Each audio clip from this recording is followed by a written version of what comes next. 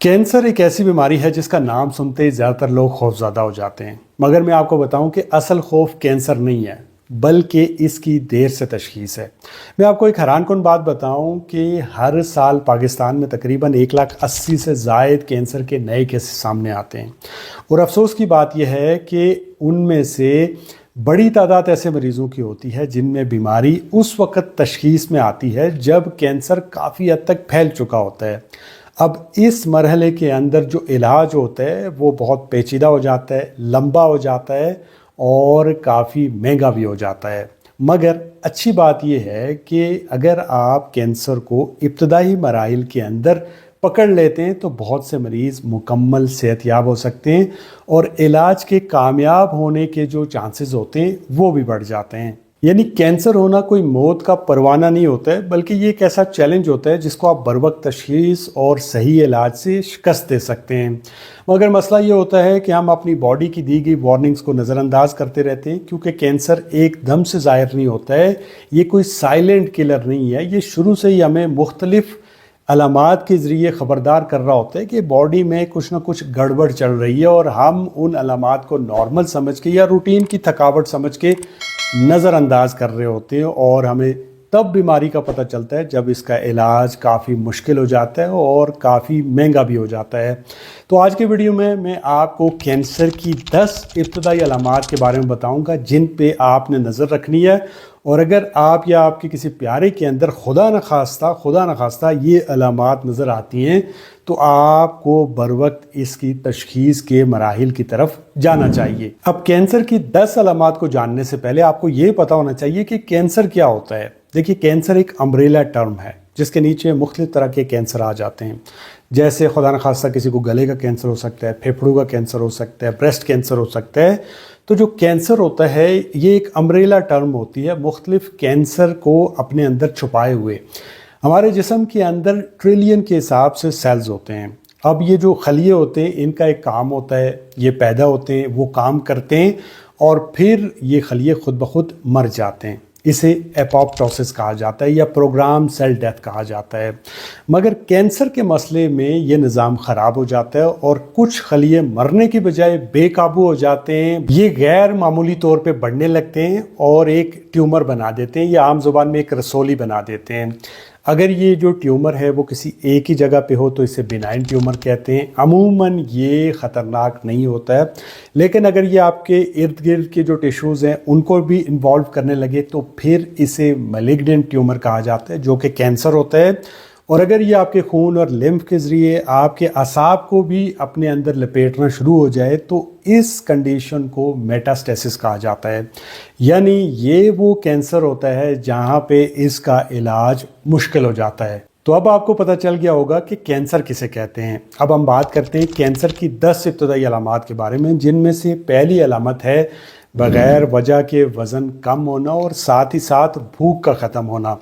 अगर आपने रिसेंटली कोई डाइट प्लान फॉलो नहीं किया, आपने अपने तर्ज़ ज़िंदगी के अंदर कोई चेंज नहीं किया और फिर भी आपका वज़न तेज़ी से कम हो रहा है, आप ये सोच रहे हैं कि मेरे साथ क्या प्रॉब्लम हो रही है कि मेरा वज़न इतने जल्दी कम हो रहा है, हालांकि मैं कोई डाइट प्लान फॉलो नहीं कर रहा, मैं रूटीन में खाना खा रहा हूँ।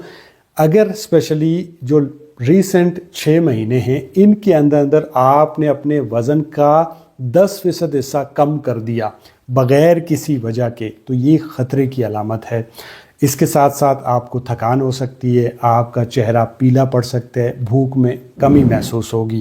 कैंसर की दूसरी अलामत मुसलसल बुखार रहना और पसीना ज़्यादा आना।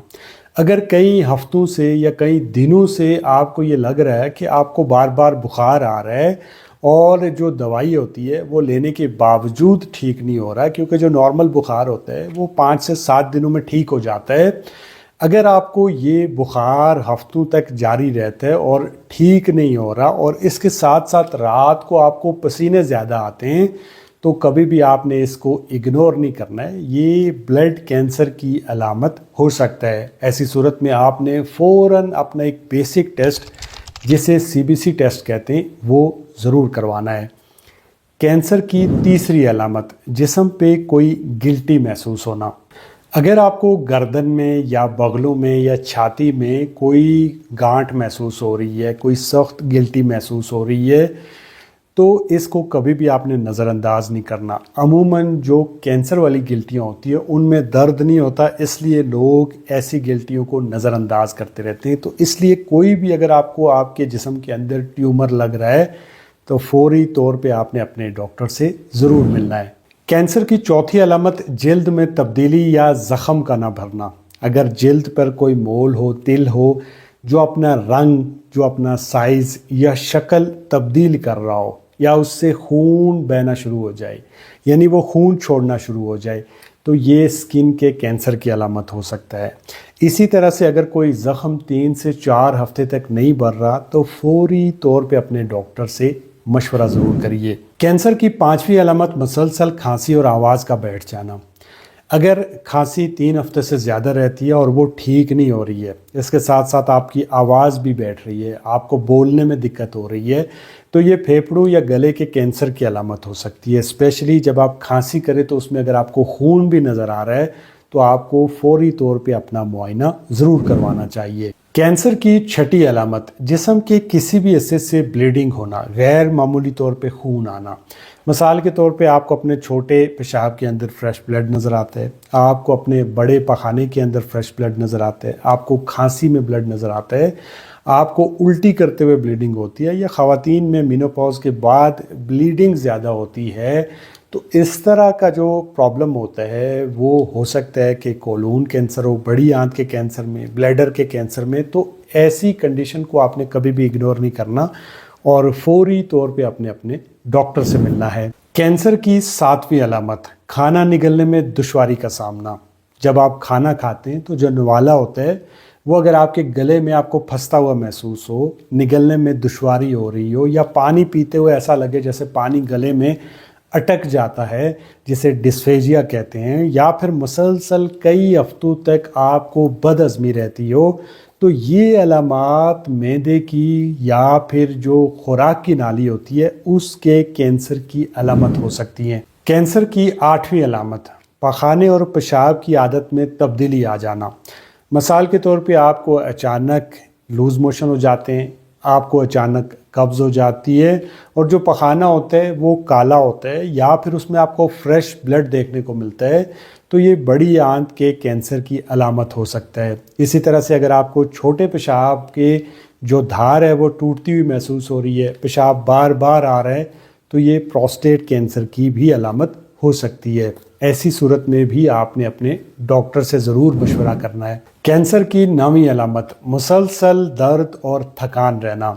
اگر کوئی درد کئی ہفتوں تک جاری رہتا ہے اور نارمل علاج سے ٹھیک نہیں ہو رہا، اور اس کے ساتھ ساتھ مسلسل تھکان رہتی ہے، یعنی آپ آرام کر رہے ہیں اس کے باوجود آپ کو محسوس ہو رہا ہے کہ آپ تھکے ہیں، کوئی کام کرنے کا دل نہیں کر رہا، تو یہ بھی ایک علامت ہو سکتی ہے کہ جسم میں کوئی نہ کوئی گڑبڑ چل رہی ہے، اور آپ کو فوری طور پہ CBC نام کا ٹیسٹ ضرور کروانا چاہیے۔ کینسر کی 10ویں علامت سانس لینے میں دشواری ہونا۔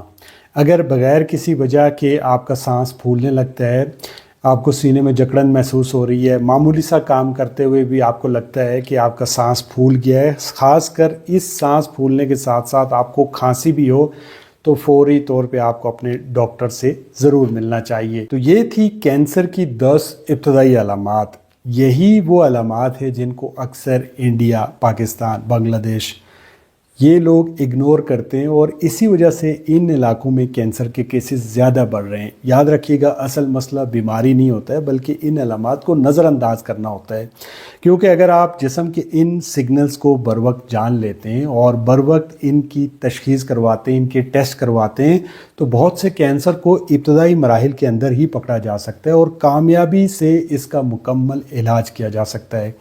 مجھے امید ہے اس ویڈیو سے آپ کو کچھ نہ کچھ سیکھنے کو ملا ہوگا۔ اگر اس ویڈیو نے کینسر کو سمجھنے میں آپ کو مدد کی تو لائک، کامنٹ، شیئر، سبسکرائب۔ ملتے ہیں نیکسٹ ویڈیو میں۔ اللہ حافظ۔